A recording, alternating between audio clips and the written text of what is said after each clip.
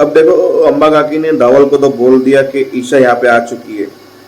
अब सब लोग घर तो जा चुके, कांड भी बहुत हुए, क्योंकि एंडिंग में बातें कर रहे थे पूरे घर वाले कि ईशा इस घर में वापस नहीं आएगी तो नहीं आएगी। और धवल का यही कहना है कि जब ईशा इस घर की सदस्य है तो वो इस घर में वापस क्यों नहीं आएगी।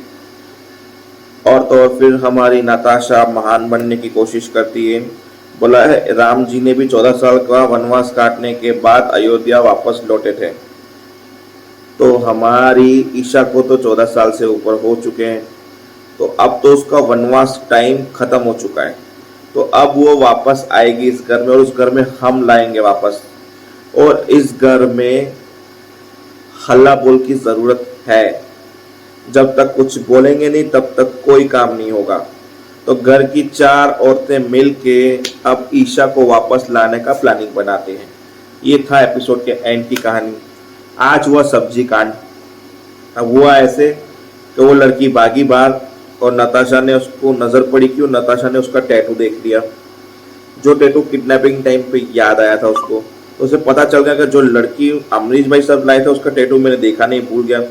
ये टैटू है, मतलब ये लड़की वही है। और ये भागी पंड्या स्टोर जाके पंड्या निवास में गई। निवास में जाके रिलैक्स हुई। बोला ये निवास में कर क्या रही है। बोला मेरी किडनैपर तुम यहीं रहती उस दिन। चीकू सही बोला तो तुम किडनैपर हो ये वो। फिर जैसे तैसे करके वहां से पंड्या स्टोर से निवास से वो भागी।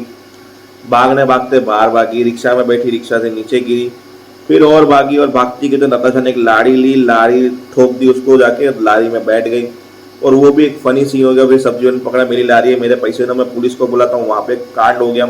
नताशा के 10-15 मिनट बिगड़ गए। और वहां से अम्बा काकी और पूरा परिवार लौट रहा था, जहाँ पे ईशा सब्जी की लारी के साथ आगे बढ़ रही थी और थमले के साथ टकरा के पूरी सब्जी रोड पे गिर गई और ईशा लारी के साथ पीछे गिर गई। फिर धवल ने बोला आगे सब्जियां बिखरी हुई है, गाड़ी कैसे निकालूं। फिर 4 ही औरतों ने मिलकर वो लारियों पे सब्जियां जमा दी गिरी हुई। और हमारी ईशा देखा कि ये धवल आ चुका है, तो उसने बोरी में अपने आप को बंद कर दिया। वहां पे नताशा का वैसे भी कांड चल रहा था। वहां पे जैसे तैसे करके नताशा भागी और उसके पीछे भागती गई। और इतने में वापस से सब्जी वाला आ गया। सब्जी वाले ने ठान ली कि तुम लोगों को छोड़ूंगा नहीं। बोला ये बच्चा चोर है, मुझे इसको ले जाना है, आप मेरी बात सुनो। बोला मैं कोई बच्चा चोर नहीं। बोला वो तो मुझे पता है, ये सब्जियां फेंक के जा रही थी, इसका नुकसान भुगतना है। मेरे को तो चोर भी यही लग रही है। सब्जी वाला नताशा के ऊपर आ गया। बोला अब तो पुलिस बुलाऊंगे। बुलाओ बुलाओ बुलाओ पुलिस को पता चल जाएगा कौन सच है कौन झूठा है, क्योंकि वो मेरे मूड्स को जानती है, अमरीश मखवाना को। तो जेल तो यही जाएगी, आप बुलाओ पुलिस को। फिर उसने धीरे से बोला अपनी ननद को जेल भेजोगी तुम नताशा पंड्या। फिर दोनों ने ऐसा नाटक किया, अरे हम तो दोनों बहन है ये वो ऐसे करके वहां से दोनों की दोनों साथ में भागी। बोला पता क्या रिश्ता है, अगर तुम बुआ हो तो बुआ कभी भी किडनैप नहीं करती, तुमने क्यों किया। बोला मुझसे सवाल पूछने से पहले जाके अपने पति से सवाल पूछ कि मैं कौन हूं, उसकी बहन हूं या नहीं हूं। वहीं पे एपिसोड खत्म हो जाता है।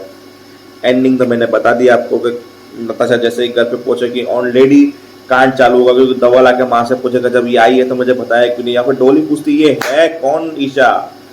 फिर अमरीश भाई साहब पीछे से आके बोलते कि ईशा इस घर की बेटी है और हमारी बहन है, और थी अब नहीं है। तो भाई देखते हैं कि अब धवल कैसे विरुद्ध जाता है ईशा के थ्रू, क्योंकि अब धवल नताशा का साथ देगा। उसका रीजन यही है कि धवल चाहता है कि भाई ईशा वापस आए, और क्योंकि वो उसकी एक लौती बहन है और उस भाई बहन का रिश्ता बड़ा अटूट है। मतलब होते भले 4 भाई है, चारों भाई बहन ही होते हैं, पर एक बॉन्डिंग किसी किसी भाई से अच्छी जुड़ जाती है जो धवल से जुड़ी हुई है ईशा की।